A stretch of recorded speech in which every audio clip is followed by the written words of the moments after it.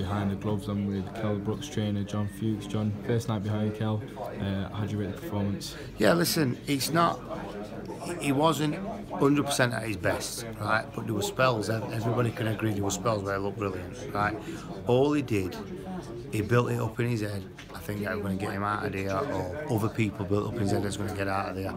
And he just tried a little bit too hard. And that's what fighters do sometimes. Like at the end of the day, they're not robots, they're not machines. They're human beings. Sometimes you just try a little bit too hard. And anybody who knows boxing knows if you try a little bit too hard, sometimes it don't work. So when he settled down, and he thought about what he was doing, and he was moving his head, he was relaxing. Every time he hit him, it looked like he was going to get him out of there. Yeah. But it's just when he tried that little bit too much, he was falling short a little bit, and then he was getting a bit frustrated with himself. But I'm happy, I'm proud of him. I'm proud of the fact that he got 12 rounds under his belt, what he hadn't done for a long time. I'm proud of the fact that when it wasn't going 100% how he wanted it, he come back, he relaxed, he said, all right, and he listened, he went out, he didn't throw his toys out of pram, he didn't let his head drop, right? He got on with it, and sometimes a win's a win. Whether anybody thinks he looks brilliant or spectacular or whatever, a win's a win. Yeah. In all respects, it was your obviously first night with someone at the calibre of Kell Brooks. Yeah, of course. Yeah. Do you feel comfortable in there? Is there something that you didn't expect, or did it all go smooth? No, I felt fine, honestly. Yeah. And that's not. I mean, you'd be lying. It were a buzz. Listen, I'm stood at Sheffield Arena with Kell Brooks coming out to all of the lights. Yeah. If you ain't got your hair stood up on side, back your arms up, back your neck, there's something wrong with you, right? But it was a good buzz, a really good buzz. I didn't feel out of my comfort zone whatsoever. I didn't feel like he weren't doing anything what I didn't want him to do. I didn't feel like under pressure. I just felt like I was doing my job. Yeah. And I thought I did it all right tonight. Yeah, sure. Was there any point, obviously, like you said, Zarafa did clip him a few times with some really good shots. Was there any point where you thought, okay, this could, get away here? Because there was a point, I think, he backed him up to the ropes a little bit, and got a bit worrying. But yeah, no, all I thought with that is that he was getting a bit complacent. That was it. Not complacent, but he just weren't switching on as much as I wanted him to, like he does. He was never in trouble. He was never in danger. He was never. I never thinking, oh my God, he's taking these shots. All the time he even got caught with shots when he got a bit sloppy himself. That was it.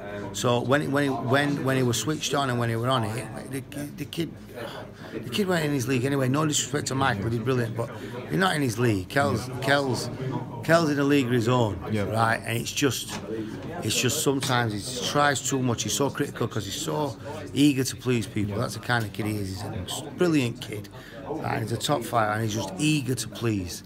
Right? And there's that many people out there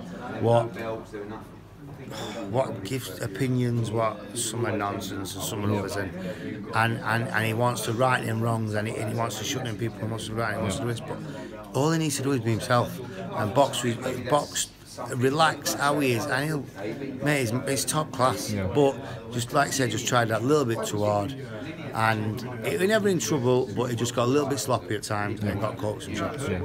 We know, obviously, in the past, Kell, after great performance, there's been times, fighters do it, they balloon off after fights. With this new stage in his career, how will you keep him disciplined? You want to go straight into the big fight, there can't be any slip-ups anymore, so... Well, exactly, that's it. He knows that the next fight, well, whoever it is going to be a massive fight, so he knows he's got to get straight back in that gym. And the great thing about me and him is I was the exact same with blowing up in between fights, right? He knows that. I know that. It's something what we know together what we can't do.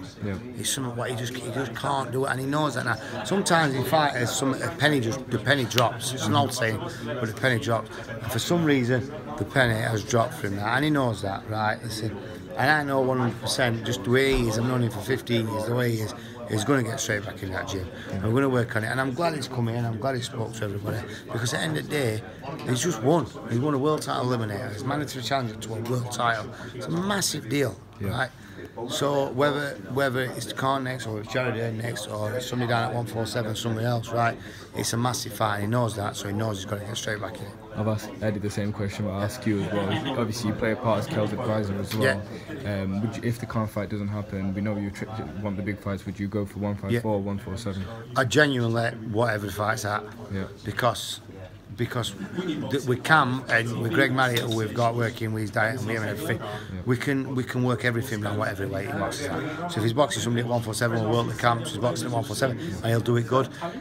If FUAD comes at 154, we'll get him in there strong and a beast at 154. So whatever comes at that weight, either ways, I don't mind.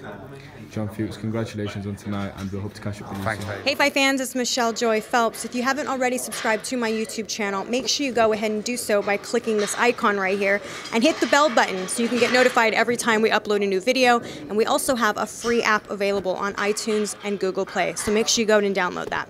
Bye Fight fans.